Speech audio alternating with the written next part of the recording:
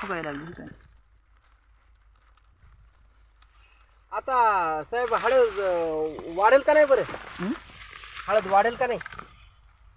हळद वाढवायची नाही आता, आपल्याला शेंग फुगवायची. नाही नाही, शेंग तर फुगू, पण वाढ होईल का नाही हळदीची? होती ना. होती. गुतून टाका. मिंद्रा माती लावा लागेल का? तेच म्हणायलो. शेंगा उघड्या पडू लागल्या, लावा लागेल. हाईट वाढली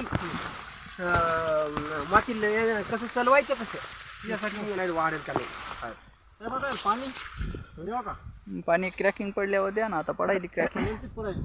थोडं थांबा 2-4 दिवस. तुम्ही सांगितलं तेव्हा पाणी दिलं. 2-4 दिवस थांबा नंतर द्या. जास्त द्यावा. थोडं द्या, थोडं मोजकं.